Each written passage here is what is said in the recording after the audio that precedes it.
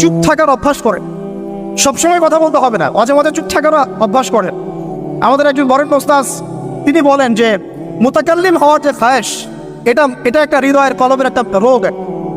মুতাকাল্লিম হওয়ার যে খায়েশ মানুষের মধ্যে থাকে যে আমাকে সব বিষয়ে কথা বলতে হবে, এটা অন্তরের একটা রোগের নাম। তো এটা যদি একটা ইবাদত হয় তাহলে সিরাতের সুন্নতে আসতে হবে, আমরা এগ্রিত। ঠিক আছে। এখন দ্বিতীয় কথা হচ্ছে 3 নম্বর শর্তটা আরো ডেঞ্জারাস, সেটা হচ্ছে রিজিক হালাল হতে হবে। রিজিক এই জায়গায় সবাই একটু ফিকির করেন, দেখেন একটু আপনারা আপনাদের রিজিকগুলোকে দেখেন যে কতজন রিজিক 100% হালাল আছে।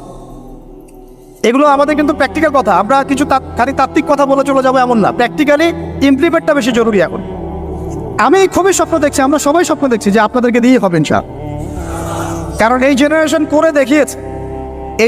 করে দেখিয়েছে, এবং তারা আমাদেরকে দেখিয়েছে কোন ভাষায় কথা বললে কাজ হয়। এতদিন তো আমরা বলে আসতাম, তো এই ভাষার কথা বললে আপনারা আমাদেরকে অনেক ট্যাগ দিতেন।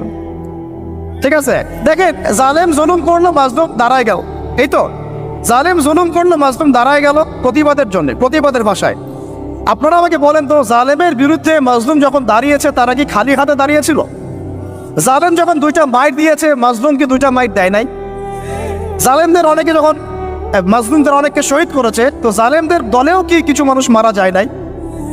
তো এটা কি একটা কনফ্লিক্ট হয়নি রাস্তাঘাটে? তো গণতান্ত্রিক প্রক্রিয়া এই কনফ্লিক্টটাকে আপনি জায়েজ করে নিলেন, তো গণতান্ত্রিক প্রক্রিয়া এই কনফ্লিক্টটাকে আপনি জায়েজ করে নিলেন তো, মাশাআল্লাহ।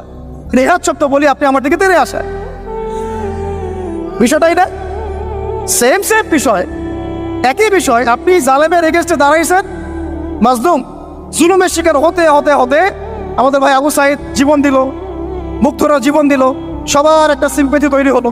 এখানে আম জনতা, রিক্সা চালক, শ্রমিক, মানে ওলামায়ে কেরাম, কে বাকি ছিল? সবাই তাদের পক্ষে ছিল, তাই না? কেউ লিখেছে, কেউ বলেছে, কেউ মাঠে ছিল। তারা ছিল মাজলুম, দেয়ালে পিঠ থেকে গেছে, তখন তারা কিন্তু হাতে কিছু না কিছু তো উঠিয়েছিল, নাকি উঠায় নাই? উঠিয়ে তারা একটা প্রতিবাদের ভাষা আমাদেরকে দেখিয়েছে, এইভাবে প্রতিবাদ করতে হয়। ওই প্রতিবাদটার পরে আপনারা কি এখন বলবেন যে ছাত্র জনতার মধ্যে কেউ জুলুম করেছে?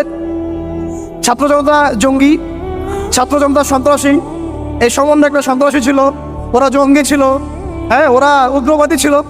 কেন বলছেন না এখন আপনারা এই কথাগুলো? আমার প্রশ্ন হচ্ছে, এখন এই কথাগুলো আপনারা কেন বলছেন না? কারণ আপনারা বুঝতে পারছেন তারা ন্যায্য কাজটাই করেছে। যখন জালেম জুলুম করতে করতে করতে মাজলুমকে একদম দেয়ালে পিঠ ঠেকিয়ে দেয়,